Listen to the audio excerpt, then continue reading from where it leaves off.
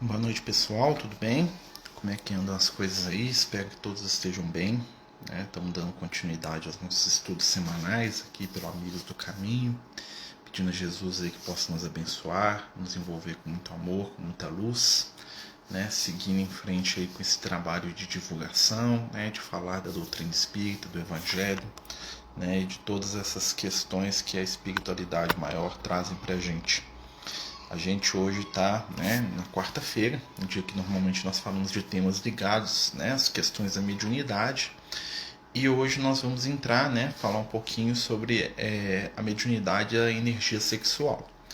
O nosso objetivo aqui é traçar, né, uma ligação, um paralelo, né, sobre as energias, né, das forças criadoras e o trabalho mediúnico, né, sabendo que a energia sexual, né, como nos ensina o André Luiz, né, através das palavras dos grandes mentores que o assessoram nas suas obras, né, é força criadora, né, é força dinâmica. Né, o Emmanuel compara as energias sexuais com a força de uma cachoeira, né, que quando colocadas a serviço, né, do progresso movem, né, as usinas hidrelétricas, e quando colocadas a serviço do desequilíbrio, né, se transformam em força destruidora. Nós sabemos que dentro da nossa caminhada evolutiva, né, nós possuímos vários centros de força, né, basicamente 7, né, apesar de que existem alguns outros, vamos dizer assim, subcentros de força, ou chakras, né? Muitas pessoas utilizam essas palavras. Boa noite para todos aí que estão chegando, né? Estamos falando hoje de mediunidade e energia sexual, tá? Quem quiser perguntar, participar, né? Fique aí à vontade. Então a gente está falando, né, que nós temos 7 chakras, ou 7 centros de força, né? E a gente sabe que o primeiro chakra que nós vamos desenvolver, cada um desses chakras é desenvolvido numa das nossas etapas evolutivas, né? Por isso que nós estamos aqui, né, na etapa 6 da nossa evolução, né? Se a gente for analisar, né, desenvolvendo o sétimo, né, o último chakra, que é esse aqui, ó, que nós temos pelo menos, que é o coronário. E o primeiro é o chakra genésico, né? O chakra genésico, que é a primeira característica que nós vamos estudar e perceber nos seres vivos, né? Nós sabemos que uma das definições aí da vida é a capacidade de se multiplicar, né? Apesar de que nós temos aí seres transitórios, né, entre a vida do jeito que a ciência entende e o estágio anterior, né, que diria ali quase que no reino inanimado, né, que nós temos ali os vírus, né? E os vírus eles já têm essa característica de se reproduzir, né? Ou, né, conforme os cientistas aí que são mais entendidos que a gente fala, eles se replicam, né? Ou seja, os vírus eles têm a capacidade de se replicar, né? Já é ali um sinal de atividade, né, e de individualização espiritual, tá? Mas isso aí é outra história, nós não estamos aqui para falar de questão evolutiva. E nós sabemos que o primeiro centro de força, né, ou o primeiro aspecto da nossa caminhada espiritual é a questão genésica, né? Então, lá desde os vírus, né, até as bactérias, até os vermes, até as plantas, até né, os insetos, os animais inferiores, os mamíferos e nós aqui seres humanos, todos os seres são portadores, né, das energias criativas ou criadoras. O que são as energias criadoras? São a capacidade que nós temos, né, de manipular a natureza para criar alguma coisa. Os seres mais primitivos para se reproduzir, né, ou como no caso dos vírus, se replicar, né, eles manipulam os elementos para poder produzir outros iguais. E os seres que já vão crescendo, né, na caminhada evolutiva, né, mantêm essa característica e aprimoram. Ou seja, né, as plantas se reproduzem, os animais se reproduzem, né, exercitando essa força criadora. Tá? Essa capacidade que nós temos, né, que os amigos espirituais chamam de poder co-criador. Né? Falar criador é até meio errado, porque o único que cria de verdade é Deus. Né? Nós podemos apenas manipular, né, de forma limitada, né, as substâncias e as energias que estão à nossa volta. Não assusta os barulhos, não, que os gatos aqui vocês vão de brigar aqui hoje no quarto, tá bom? Então aqui os dois aqui, um correndo atrás do outro. E aí, né, nós sabemos dessa energia, que é a força criadora, né, e que nós, dentro da nossa trajetória humana, expressamos na maioria das vezes, né, através da sexualidade. Né?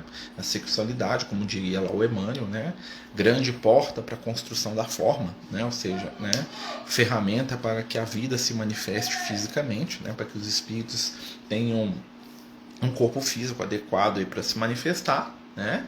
E também essa energia criadora vai se manifestar através do quê? Das construções, das criações da mente humana, né? Seja a arte, a filosofia, a ciência, né? Seja as construções do pensamento, sejam as construções, né, orgânicas, ou seja, quanto mais nós vamos nos elevando mentalmente, espiritualmente, né, mas nós vamos direcionando a nossa energia sexual, né, para ferramentas diferenciadas, né? E quando a gente fala de energia sexual, lembra que a energia criadora, né, a energia sexual ou a sexualidade ou o sexo é apenas uma das inúmeras manifestações dessa energia.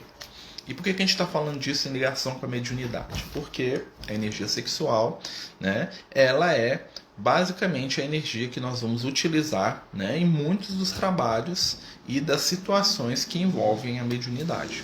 Tá? Quer dizer então que a pessoa vai pensar em sexo durante a reunião mediúnica? Não. Nós vamos canalizar a energia criadora para, por exemplo, trabalhos de cura, para trabalhos de auxílio, para trabalhos de criação junto com os espíritos, quando o médium psicografa uma mensagem, quando ele pinta um quadro, né? Ou mesmo quando uma pessoa, um artista, ele está lá criando a arte dele, ele está exercitando a força criadora que ele possui. Né? Por isso é muito comum às vezes, né, que alguns artistas, né, que têm tanta energia criativa tenham certa dificuldade para lidar com as questões da sexualidade, né? Exatamente porque eles produzem tanta energia nessa área que eles não conseguem controlar ou direcionar da maneira adequada. E isso dentro do campo da mediunidade também às vezes acontece, né? Nós temos inúmeros casos aí de médiuns, até famosos, né, que caíram no campo da mediunidade, ou seja, que se enrolaram espiritualmente exatamente por falta de controle das suas energias criativas, das suas forças criadoras. Né? E aí o Emmanuel ele fala pra gente no livro Sexo e Destino, né, que ele fala pra gente o seguinte, né, não limitar, mas sim disciplinar. Né? Então o Emmanuel ele trabalha com a gente o conceito de que as nossas energias criativas elas devem ser disciplinadas, né? E não contidas. Né? E o que é disciplina no campo da mediunidade? É direcionar. Aí a gente volta de novo lá no Emmanuel quando ele fala, né, que a força criativa, a força sexual, a energia sexual é como a água. Né? Que vai lá um rio, né? Uma cachoeira, que se bem direcionada, produz a eletricidade através da hidrelétrica. Se mal controlada, ela produz a inundação, a devastação e a morte através da enchente. É a mesma água. Né? Santos Dumont seguiu um desses casos. Né? Tem um livro muito famoso, amigo, chamado Ícaro Redimido. Né? Eu gosto muito desse livro, porque ele é um livro bem escrito, até recomendo quem queira ler, que ele conta um pouco dessa história do Santos Dumont. Né? Fala do suicídio, fala da encarnação anterior dele, que ele teria sido, né, segundo a obra, aquele Bernardo de Gusmão, né? Que é o famoso o Frei Voador, né? Então, alguém que já lidava com essa questão toda aí da aviação, da tentativa de voar, aquela coisa toda, né? E que o Bernardo de Gusmão seria uma pessoa extremamente desequilibrada no campo sexual.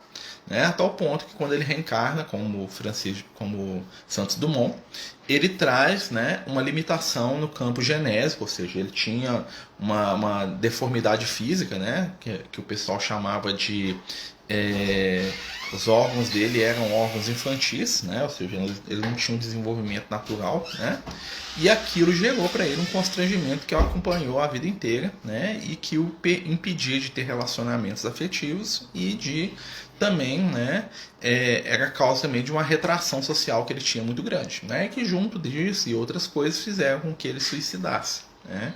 Porque ele estava ali numa situação muito complexa, muito, né, preso ali num corpo que não dava a ele, né, vazão para os instintos afetivos sexuais dele.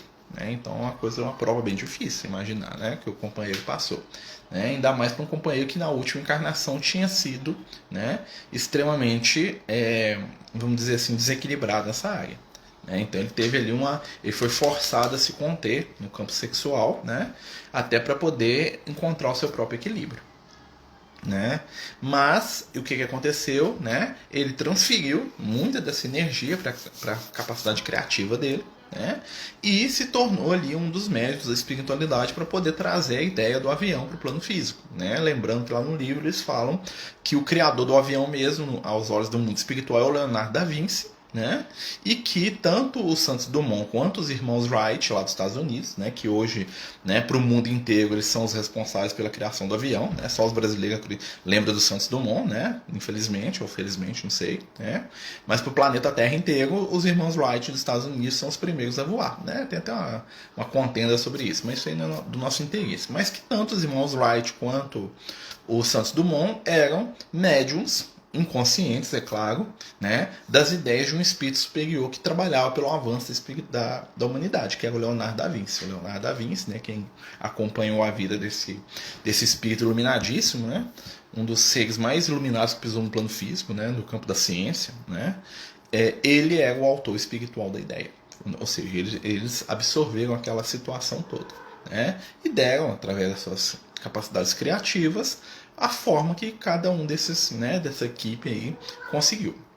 Quando a gente volta e analisa a questão da sexualidade dentro da mediunidade, nós vamos lembrar que, né, que apesar de nós sermos... Ah, gato destruidor, né, o gato arranhando minha cama aqui.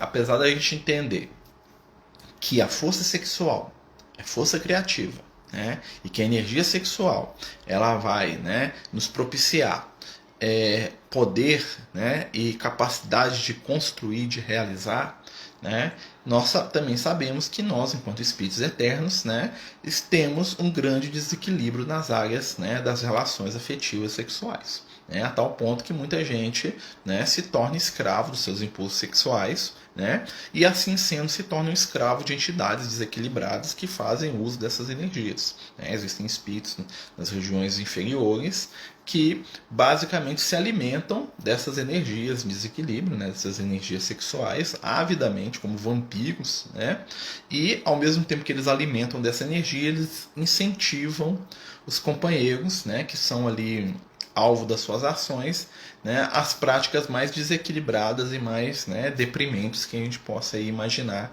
né, no campo das relações da sexualidade, né? Então a gente sabe que isso influi muito, por quê? Porque é uma energia muito poderosa, né?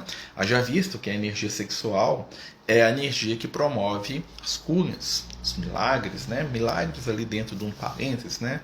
As manipulações de energia da matéria, né? Então era com as suas energias criadoras que Jesus curava, que Jesus abriu os olhos dos cegos, limpava os leprosos, curava as doenças, né? Jesus ele conseguia canalizar essa energia de uma maneira plena, né? Sem ser dominado pelos seus instintos, né? Porque Jesus já estava além disso há muito tempo, há milhões de anos, milhares de anos, né? Um tempo que a gente não consegue nem imaginar, né? Jesus já é um espírito que já está além, né? Deixa eu só abrir a porta, porque senão o gato vai destruir minha porta. O que ele fez? Lá, abre a porta. Pronto.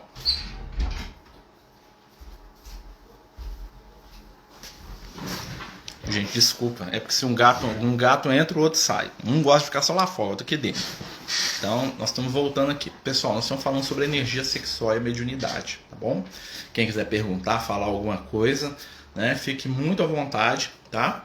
O objetivo desse estudo é a gente refletir, né, sobre as questões da mediunidade, né, lembrando que a energia sexual é a força criadora, né? É o poder de criar, é o poder de realizar, de construir, né? Energia sexual, como nós falamos aqui, é a força que Jesus utilizava para poder curar as pessoas, apesar de não, né, um espírito no nível de Jesus não canalizava essa energia para questões, né, do sexo, e sim para questões da criatividade, da cura, da transformação, né? Então vamos lembrar que a energia é uma só e que nós canalizamos essa energia de acordo com a nossa escolha. Um artista ele pode canalizar a sua força criadora para criar uma obra de arte, para criar uma música, para criar uma escultura, uma pintura, né? Um homem santo pode canalizar essa energia, né? Vamos dizer, um homem santo, estou usando um termo bem antigo, né? Para poder curar, para poder fazer coisas além da capacidade do nosso entendimento atual, né? Que são fenômenos que a nossa ciência talvez não entenda, mas estão dentro da lei da natureza, que eram as coisas que Jesus fazia, por exemplo. Né? E outras pessoas vão canalizar essa energia toda no desejo e na prática da sexualidade, presas e escravizadas, né? Porque não tem controle sobre si mesmo, né? A vibrações que muitas vezes irão, né, fazer com que elas se percam no seu caminho. Né? Então nós vamos notar que os espíritos, né, que têm problemas no campo do sexo são os espíritos mais difíceis. Né? Nós estamos estudando no livro Nosso Lar. Né? Nós vamos chegar lá num dos capítulos em que o André Luiz, né, que está lá nas câmaras de retificação, né, no capítulo que nós estamos estudando, estamos iniciando o trabalho dele, o André Luiz ele vai ser convidado, né, pelo Tobias e pela Narcisa, que são os espíritos responsáveis ali, a não entrar nas câmaras de retificação para onde estão os companheiros em desequilíbrio no campo do sexo. Por quê? Porque o André Luiz, né, um dos desequilíbrios que ele carregava durante a vida dele era exatamente no campo da sexualidade. Né? Então ele não, a espiritual fala, não vai ali não, porque se você entrar ali você vai desequilibrar junto com os espíritos que estão ali, você não está pronto para lidar com aquilo ali não. Né? Então a gente vai notar que está muito ligado. Né? Nós vamos ver aí grandes artistas que muitas vezes se perdem no campo do sexo, né? Como nós vamos ver muitas pessoas, principalmente médios de cura, né, que se perdem também nessa área, né? Companheiros aí que têm uma mediunidade promissora, né, que às vezes reencarnam aí com um propósito aí de fazer o bem, né, e se tornam joguetes de energias inferiores, de energias desequilibradas, né, na qual espíritos, né, manipulam essas pessoas e eles ficam lá, né, conquistando, atacando pessoas, abusando, né, e criando esses quadros deprimentes aí que muitas vezes a gente enxerga. Né? Por isso que todo médium, toda pessoa que vai trabalhar a sua mediunidade, né, uma das coisas que ele tem que lidar também é com o seu equilíbrio. Né? E como é que nós vamos equilibrar essas energias? Né? É através da disciplina afetiva, disciplina emocional, autocontrole afetivo, autocontrole emocional. Esses gênios canalizam essa energia para a criação e reprimem o sexo na ação? Em alguns casos, muito raros, sim. Né? Nós vamos ver grandes espíritos aí que têm uma força criativa muito grande e que não a utilizam no campo do céu. Vou dar um exemplo aqui para a gente poder pensar. O Chico Xavier. Né? O Chico Xavier é um espírito que ele reencarnou com uma missão específica no campo da mediunidade. E eu lembro da história do Chico, né, que ele estava lá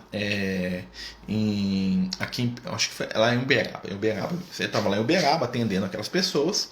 E em determinado momento, uma repórter da revista aqui acho de São Paulo foi até, né, entrou na fila para ser atendida, esperou lá a noite inteira.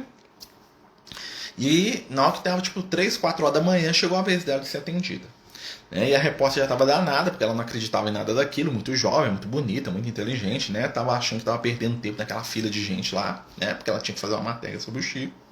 E aí, na hora que ela chega para ser atendida por ele, ela chega, entra na sala. E aí, na hora que ela senta na cadeira, né? Ele olha para ela assim e fala assim: ó, você pode me esperar um minuto?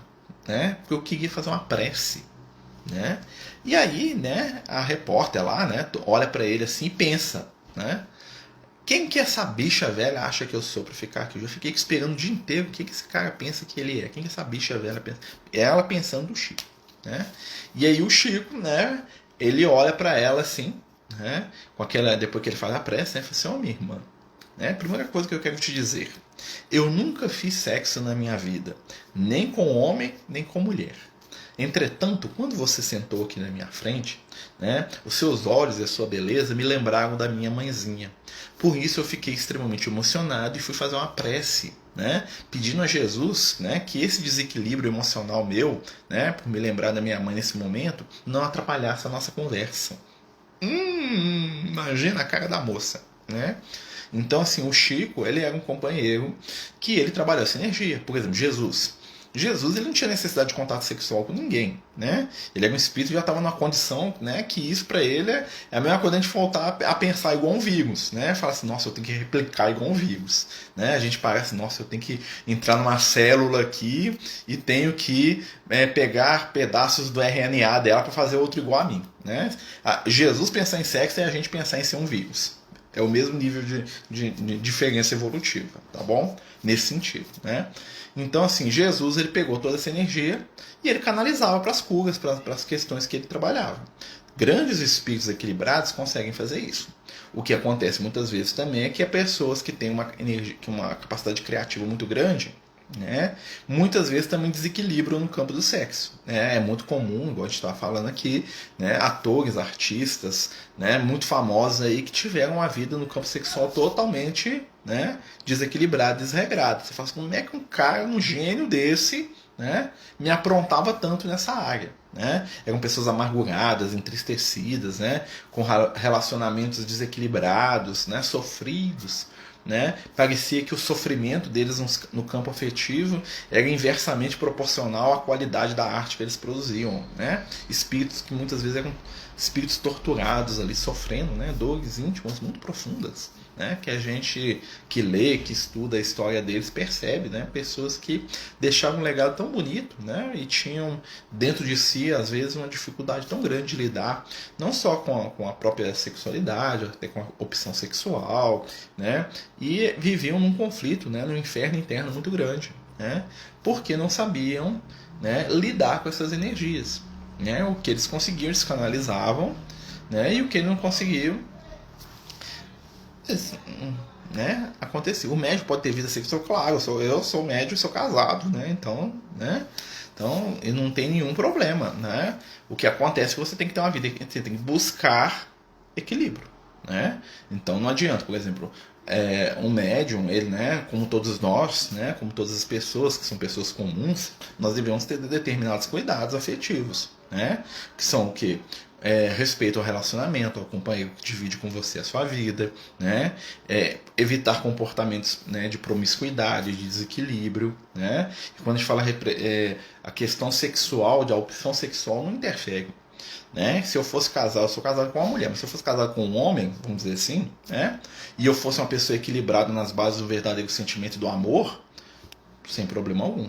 O que acontece é quando a pessoa se torna ali, né, um beija-flor que pula de galho em galho, né, que utiliza a sua mediunidade para conquistar, para enganar, para tomar, né, energias sexuais do outro, como muitos médios aí, infelizmente, caem nessa onda. Né? Muitos médios aí acabam se tornando verdadeiros obsessores no campo do sexo. Né? E depois aquilo é descoberto e vira uma coisa horrível, né? Uma coisa assim. Né? Então o que nós precisamos ter? Autocontrole e disciplina. É fácil? Não. É uma busca constante, é um esforço, é um equilíbrio. Mas quando você constitui os seus relacionamentos afetivos numa base de amor e de respeito, né, você já está dando meio passo. Né? Já está dando o primeiro passo para trabalhar esse equilíbrio. Né? Então o equilíbrio ele está na raiz de tudo. Nós temos grandes médiuns que eram pessoas, né, que escolheram não se casar. Você pegou o Divaldo, pelo Raul Teixeira, pelo Chico, né? Tem outros que eram casados, né? Vários, né? E a gente pode, por exemplo, pegar o exemplo dos apóstolos de Jesus, né? O Paulo de Tarso morreu solteiro, né? O Pedro era casado, tinha filhos, né? E o que desmerecia o Pedro diante do Paulo? Nada.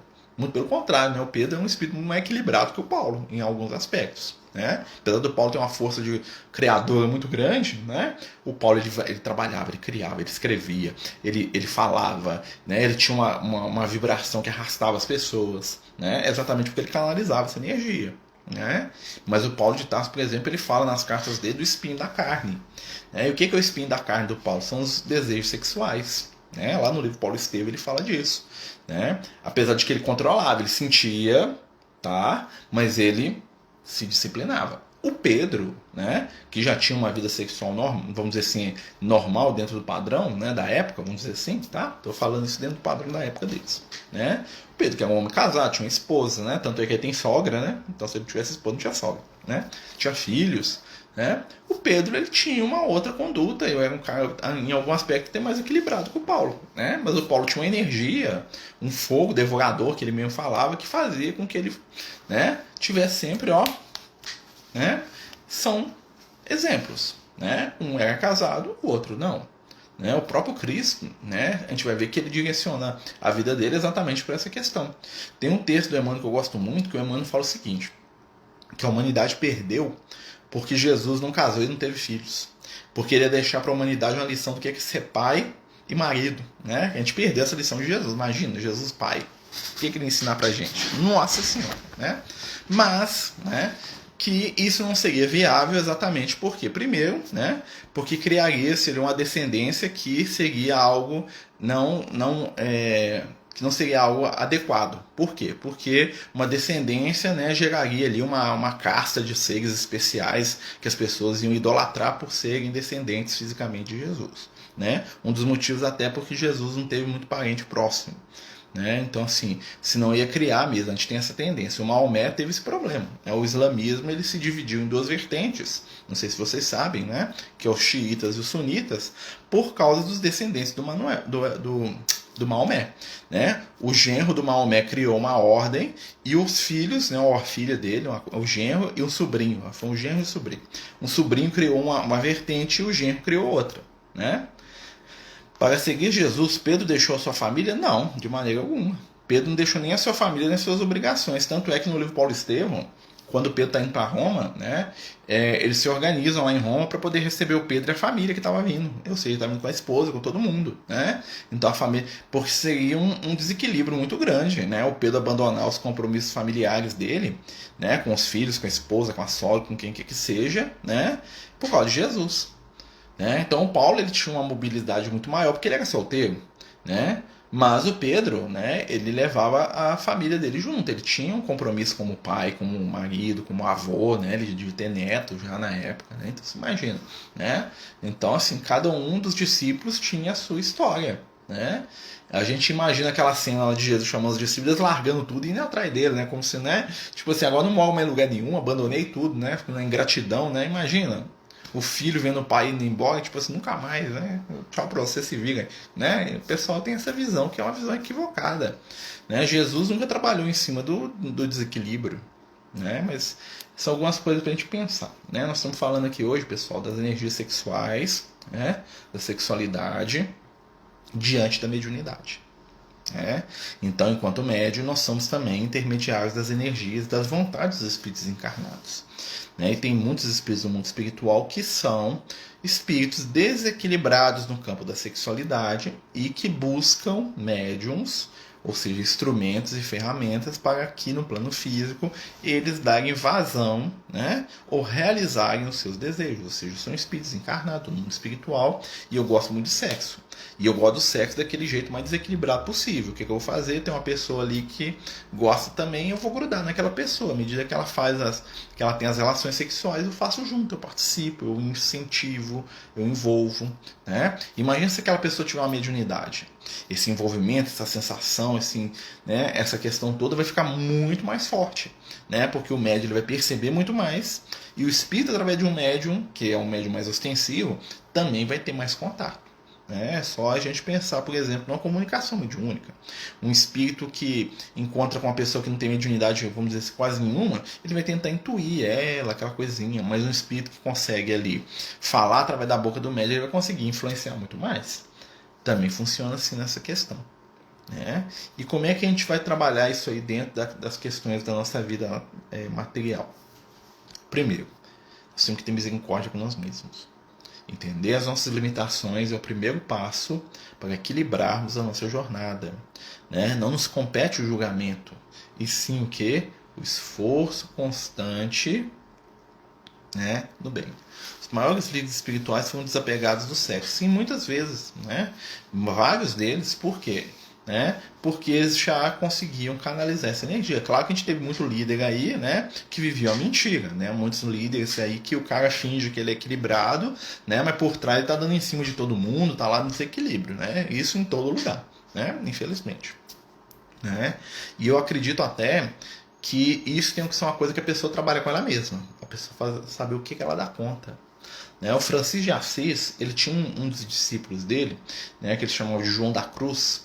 O João da Cruz, ele era um dos frades que andavam com ele, né?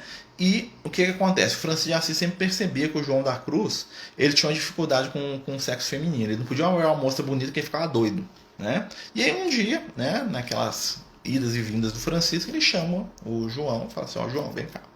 Né? E conversa com ele, fala assim: eu já te vi, eu sei que você tem dificuldade, eu sei que você é doido para casar, né? Antes que você se complique e a sua consciência fique sofrendo, faz o seguinte: você vai sair da ordem e você vai casar e vai ter um filho. né?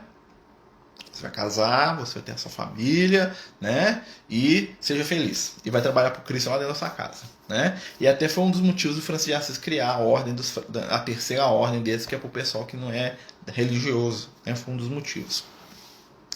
Né? Nesses casos, seria orientado o médico passar por uma desobsessão? Sim, mas é difícil. Sabe por quê? Porque muitas vezes o médico não admite. É muito difícil chegar e falar assim, nossa, eu tenho um problema sexual. É muito difícil. É difícil a pessoa admitir para ela mesma. Então, eu acho que a primeira coisa que a pessoa tem que fazer é olhar para si mesmo com muita tranquilidade e falar assim, olha, eu tenho fragilidade nesse campo. Olha, eu não dou conta, por exemplo, né? Tô falando de sexualidade, mas tem gente que não dá conta de dinheiro. Né? Tem companheiro que não pode pôr dinheiro na mão dele porque ele vai ficar doido. Tem companheiro que ele não pode ser elogiado, né? Porque o problema dele é vaidade. Tem companheiro que não pode ser contrariado, né? E precisa ser, né? Aí nesse caso precisa ser, né? Porque é arrogante, é orgulhoso. Tem companheiro que é desequilibrado no campo do sexo. Tem companheiro que tem vários desses, né? Que é vaidoso, é arrogante, é desequilibrado no sexo, não pode ver dinheiro. Nossa, mas aí tá lascado, né? Então, assim, a primeira coisa que a gente precisa fazer, né? Pelo menos que os amigos espirituais falam, né? É se olhar com afeto. Falar assim, olha, eu tenho essas fragilidades, como é que eu vou lidar com elas? Né? E como é que nós lidamos com as nossas fragilidades? Trabalhando as nossas virtudes. Ao invés de eu ficar focado demais nos meus pontos fracos, eu vou pegar os meus pontos fortes e vou trabalhar em cima deles. Porque quanto mais eu trabalho nos pontos fortes, menos tempo sobra para os meus pontos negativos. É uma coisa matemática na nossa vida. Né? Quanto mais eu faço e quanto mais eu exercito aquilo que eu tenho de bom, menos tempo eu tenho para exercitar aquilo que eu tenho de mal. Né? Por isso que algumas igrejas exigem um celibato. O celibato foi uma criação, né, da igreja com o objetivo de manter o recurso financeiro. Né? Até porque, se a gente for analisar bem, nunca funcionou muito bem, não. Né? Infelizmente, poucos dentro da igreja, né, conseguiam ser celibatários. Isso veio lá das religiões grego-romanas, né? E que em algumas religiões os sacerdotes eram castrados. Né? Então, assim, eles iam lá, o cara entrava para ser sacerdote de um determinado deus lá, a primeira coisa que eles faziam com o cara era castrar ele. Né? Aí, né, não tinha jeito mesmo, mas o cara continuava pensando, né? Então, assim, e o que acontece? Isso aí que foi uma questão mais financeira do que espiritual, né? Porque na Bíblia não existe nenhuma recomendação para isso, tanto é que, igual eu estou falando, o Pedro era casado, vários apóstolos de Jesus eram casados, o João Evangelista era solteiro, o Paulo era solteiro, né? Outros eram casados, a própria Maria, mãe de Jesus, era casada. Né?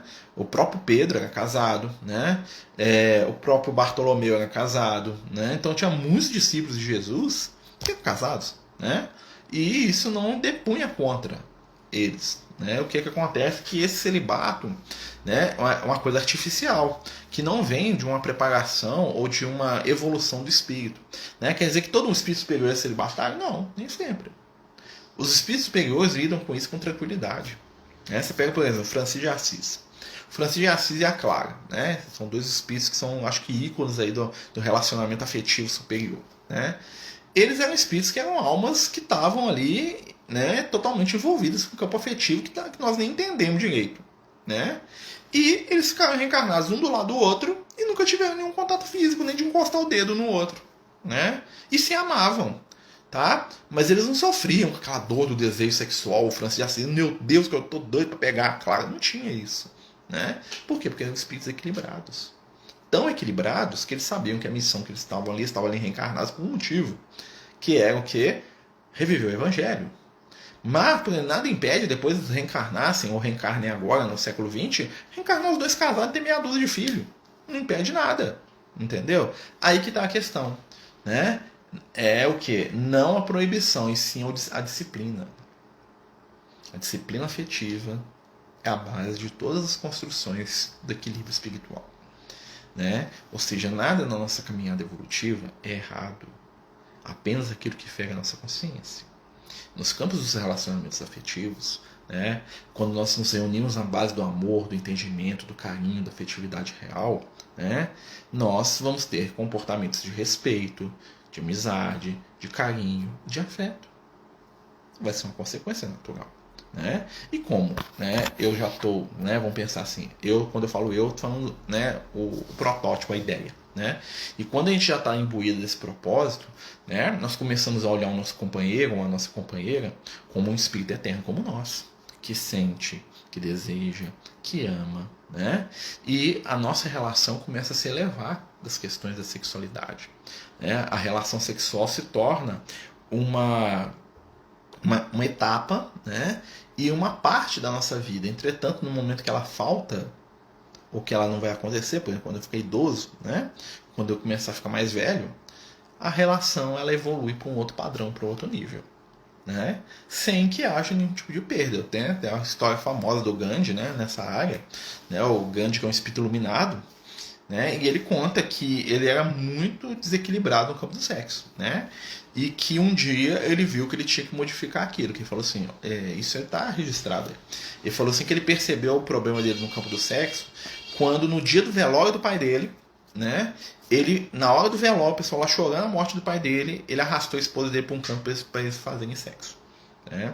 E depois que ele fez aquilo, ele ficou assim, falando, não estou acreditando que eu estou fazendo isso, meu pai morreu, eu estou aqui, né? Escravizado nesse sentido. Aí ele virou, conversou com a esposa dele, chamou ela, falou assim, olha, né? Nossa, eu queria entrar num acordo com você, o que você acha, né? Porque você é um casal, né? E eu queria a partir de hoje que nós vivêssemos como almas irmãs, né? Pra gente aprender o controle dessas energias que são tão importantes e tal, né? E ela aceitou. E os dois viveram em harmonia o resto da vida, sem ter contato sexual. Ah, mas quer dizer que eles não se abraçavam, se beijavam, se amavam? Não tinham contato sexual do jeito que a gente, né? Mais físico. Mas é uma escolha de dois espíritos, né? Olha só, interessante que é de dois espíritos, né? Que estavam em equilíbrio e se amavam. E o amor deles continuou toda a vida. A afetividade deles continuou toda a vida.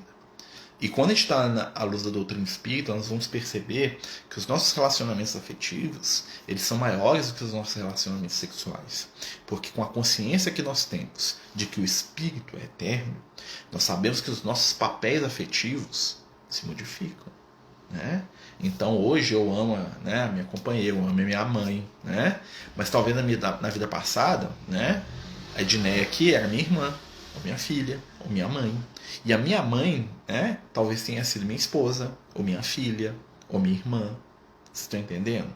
Né? Sabendo disso, as nossas relações elas se amadurecem. Né? E aí nós vamos entender, olha, nesse momento eu estou aqui com um determinado espírito e ele está aqui como meu irmão, ou como meu amigo, ou como minha mãe, ou como meu pai, mas nós temos uma história espiritual muito mais profunda. E aí quando nós entendemos isso, nós vamos ver, né, além da gente conseguir lidar com a nossa própria caminhada, nós vamos entender os grandes dramas pelos quais passam alguns companheiros encarnados, né? Que são aquelas relações onde as mães são totalmente dominadoras com os filhos. Eu falei isso algumas vezes, né? Mas isso é muito forte, né? Porque a mãe inconscientemente ela vê o filho como um companheiro dela. Então o filho não pode casar nunca, porque o filho é o marido dela, ele tem que assumir o papel de marido, nem que seja dentro da consciência dela. O pai olha para a filha, né, e quer que a filha fique dentro de casa para sempre. Meus filhos podem casar, minha filha não. Minha filha tem que ficar aqui cuidando de mim, né? Que na verdade é o que? É o marido que não desapegou da ideia do marido, né? E que vê na menina lá a esposa dele. E em alguns casos chegam até violências nesse campo aí que são abomináveis, né? Que a gente sabe muito bem. Mas que se a gente estudar as questões espirituais, nós vamos encontrar, né, a raiz disso. Espíritos que não souberam, né, se equilibrar devidamente nos campos da sexualidade. Então nós vamos ver pais aí, mães aí que, né, filhos que têm relações leoninas ou, né, quase repetícias com familiares, né, filhos que a mãe não pode olhar para um namorado, a mãe não pode sair, né, a mãe não pode ter uma vida porque, né, o filho ele reage violentamente contra qualquer pessoa que a mãe dele se envolver, mesmo que a pessoa seja uma pessoa fantástica, não pode, não, minha mãe não, né, porque vê a mãe ainda como objeto de alguma forma. Né? Isso não é consciente muitas vezes, né? Mas nessas relações das energias em desequilíbrio no campo do sexo, nós vamos entender muito disso. Os ciúmes que às vezes tem, por exemplo, um irmão tem do outro, né? Aquela coisa aquele apego que a gente tem às vezes com um amigo, né? Inclusive com amigos do mesmo sexo, né? Às vezes, por exemplo, um espírito que é muito vinculado comigo no campo afetivo, né? Ele vem reencarnado do mesmo sexo que eu. Né? E se eu não tiver talvez uma orientação sexual naquele momento, né, homossexual, eu vou ter uma amizade ali que é um grude, né? Mas é um amor, né? Esse amor está se manifestando, né? Como também pode acontecer de dois espíritos que se amam se reencarnarem em corpos dentro do mesmo gênero, né? Como dois homens, como duas mulheres, né? E ali dentro de um laço de equilíbrio e afetividade vão dar vazão ao afeto deles, né? Uma relação que vai ser, né, equilibrada, amorosa, e que não vai ser de maneira alguma desequilibrada. Existem muitas pessoas que são heterossexuais que são extremamente desequilibradas no campo do sexo, enquanto que pessoas que são homossexuais são pessoas que são equilibradas e vice-versa, né? E aí nós vamos começar a perceber que a questão não é o valor exterior, e sim como eu uso. A questão não é a minha relação afetiva, é como eu me relaciono. A questão é não ser casado ou eu ser solteiro. A questão é se eu, enquanto casado, eu respeito a minha companheira e me dou o respeito, né? Fazendo com o meu próximo aquilo que eu gostaria que fizesse comigo. E se eu, enquanto solteiro, né, eu também sou uma pessoa que pauta a minha vida por equilíbrio, né? Porque não é porque eu sou solteiro que eu posso sair aí me envolvendo com todas as pessoas que passarem pelo meu caminho, né? E o que acontece quando eu misturo a minha energia sexual com alguém? Eu crio um vínculo. E esse vínculo, às vezes, dura. Às vezes, encarnações, né? Somos responsáveis pelas impressões que colocamos no outro. Então existem espíritos que às vezes vêm atrás da gente hoje, né, que foram conquistas afetivas lá de 5 encarnações no passado, quando eu prometi que ia fazer, que ia acontecer, né? Quando eu fui lá naquela aldeia, lá no não sei aonde, lá e falei para aquela moça bonita lá que eu ia casar, que eu ia buscar ela, que não é para me aproveitar dela. Quando eu me aproveitei daquela serva, quando eu violentei aquela pessoa na cidade que eu invadi, quando eu abusei daquele filho, daquela filha, né? E esses espíritos estão ali vinculados comigo. E aí eu trago essa vibração que me pede o reajuste, né? Que me pede outros exemplos, né? E esses mesmos espíritos às vezes vêm me obsidiar no campo do sexo. E eu falo assim, nossa, mas por que eles me perseguem exatamente? Porque não tivemos para com eles determinado e necessário equilíbrio. A maioria dos espíritos obsessores são espíritos que nos perseguem, vamos dizer assim, por questões no campo da sexualidade. Né?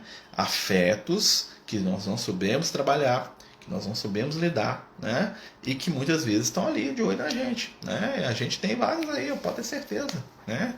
Espíritos que nós magoamos, que nós enganamos, por os quais nós mentimos, né? Espíritos com os quais nós tínhamos uma relação até de admiração, às vezes nos admiravam e a gente utilizou dessa admiração, né, para poder enganá-los, né? E aquela questão, relacionamento e energia sexual, né, são questões de responsabilidade.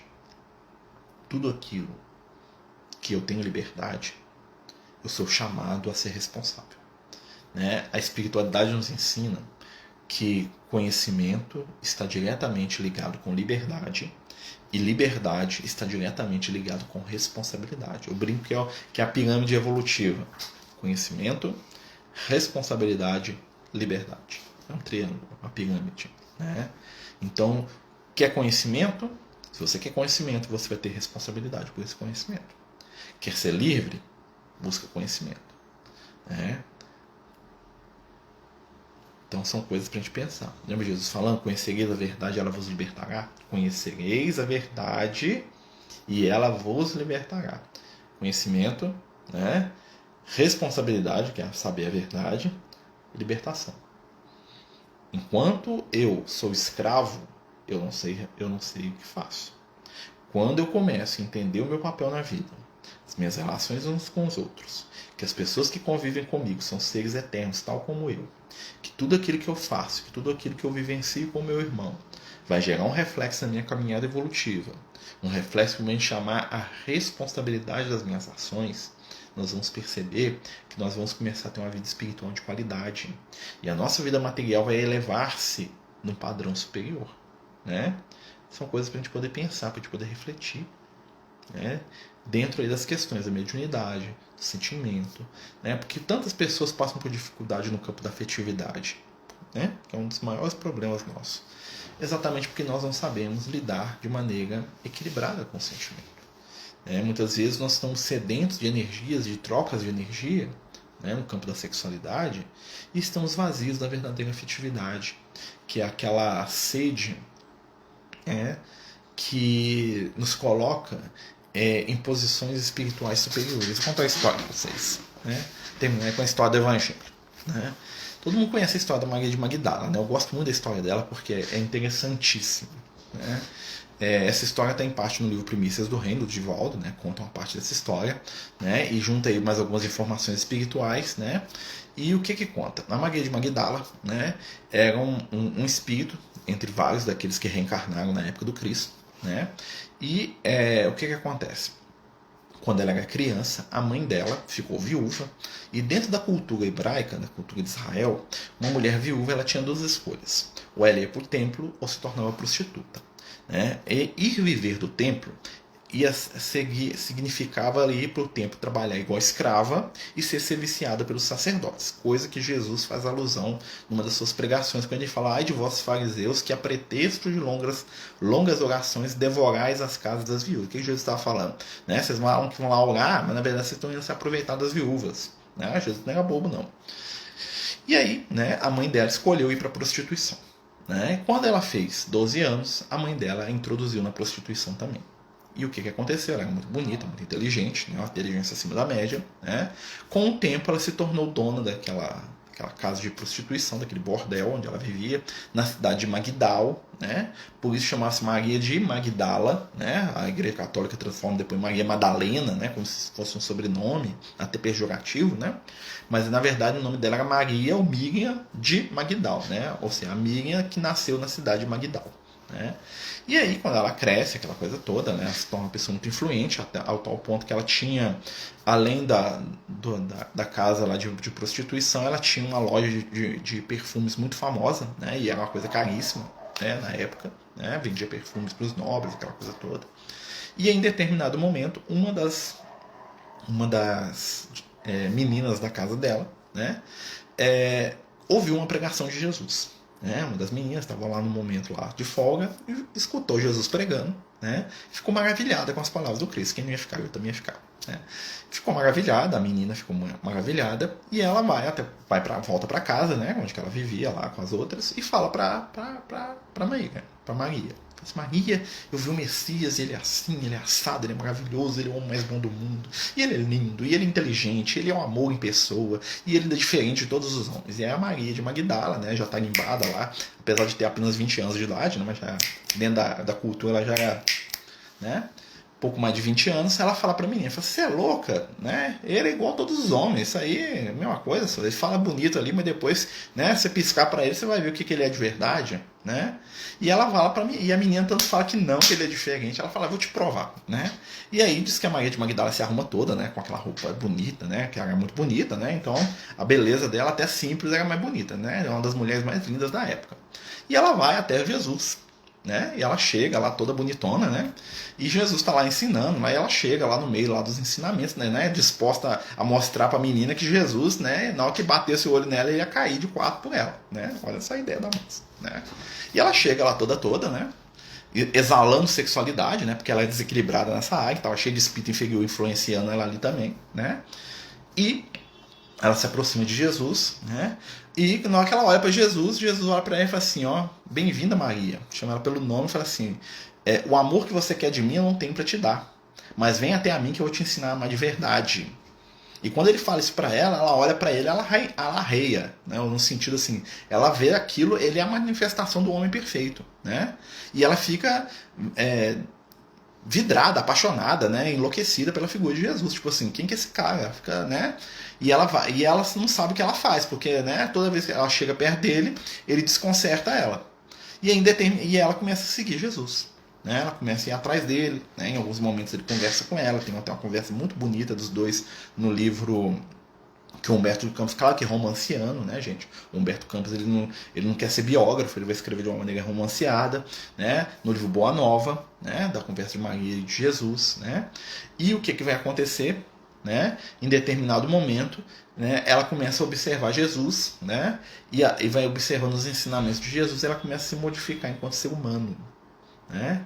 E ela percebe, né? E numa das conversas que ela tem com Jesus, né? Que ela fala que ela queria ser mãe, né? Jesus dá uma dica para ela, fala: você é mãe, você tem filhas, né? Ou seja, fala que as meninas lá do prostíbulo eram as filhas dela, né? Que ela não poderia ser mãe, ela tinha um problema lá que ela não podia ser mãe, ela sabia que ela não podia engravidar, né?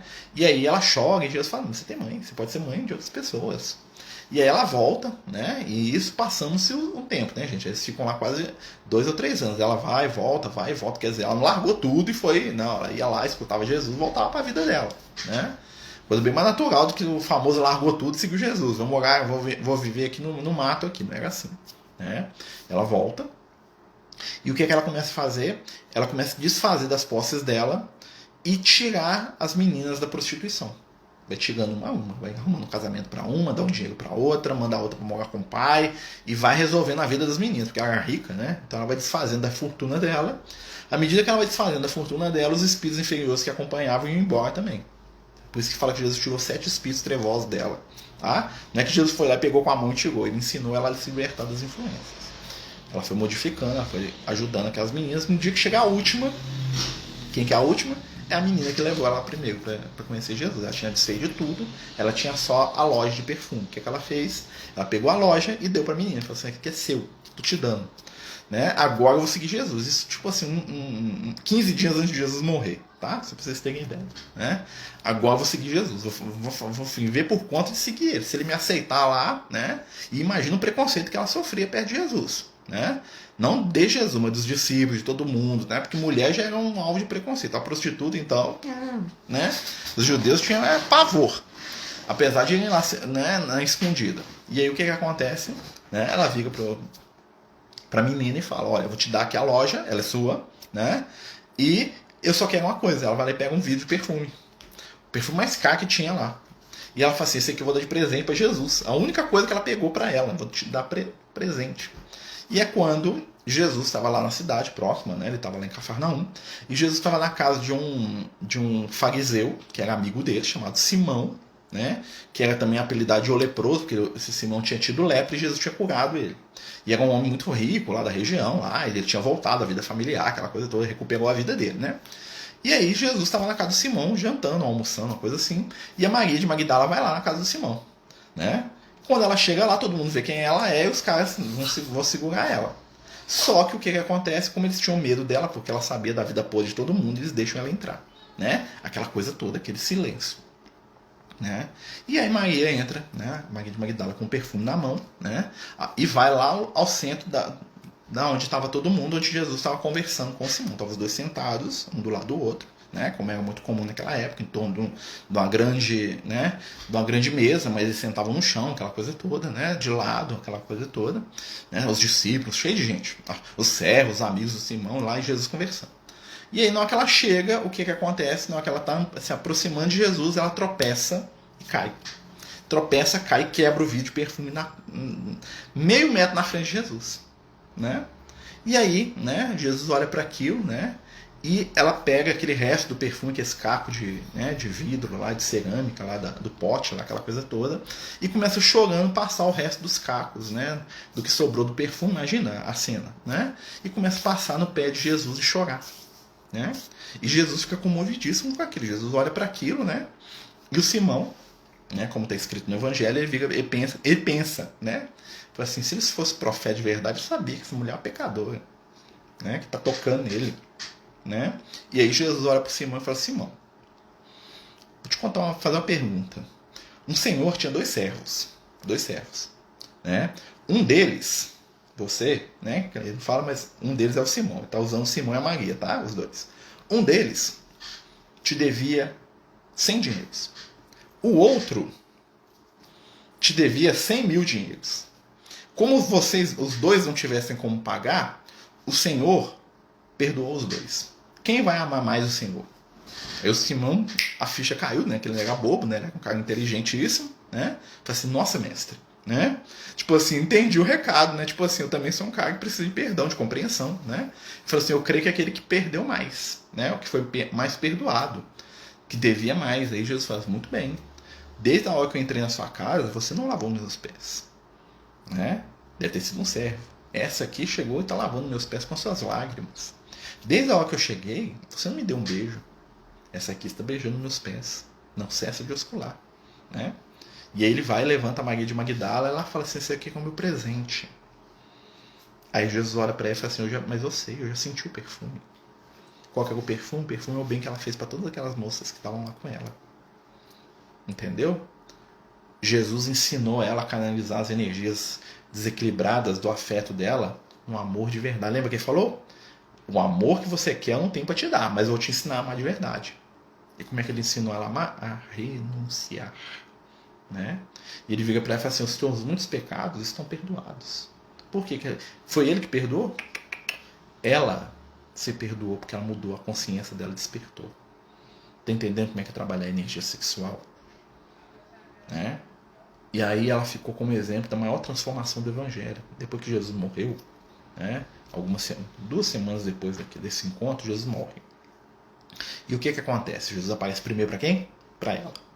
Né? Os discípulos, né? Quando Jesus deixa as coisas, né? E os discípulos assumem os trabalhos do Evangelho, os discípulos não deram conta de incorporar Maria de Magdala no grupo. Não deram.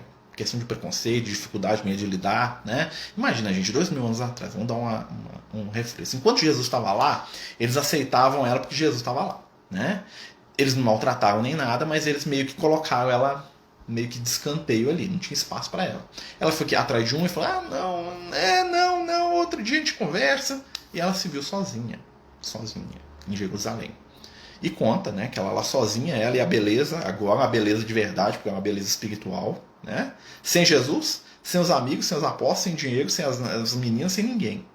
E ela vê chegando um grupo de leprosos na cidade. Ela estava do lado de fora da cidade. Os leprosos normalmente andavam fazendo barulho, eles usavam uns instrumentos, saíam gritando, né? Para as pessoas fugirem, porque, né, eles não podiam entrar sem avisar que eles estavam entrando. E normalmente eles levavam pedrada por causa disso, jogavam lixo em cima deles. Ela vê esse grupo se aproxima e eles, muito assustados, perguntam: o que vocês estão fazendo aqui? Vocês vão apanhar aqui na cidade, essa coisa toda? Eu falei: não, nós estamos vindo atrás do profeta de Nazaré, porque diz que ele cura os leprosos. Nós somos lá da Galileia, né? E nós estamos atrás dele para ele curar a gente. Aí ela conta para eles que Jesus morreu.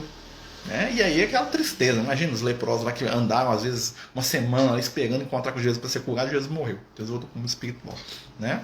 Mas ela fala assim: eu conheci eles. Eu conheci ele. Se vocês quiserem, eu conto todas as histórias que eu conheço deles para vocês. E eles ficaram encantados com aquilo.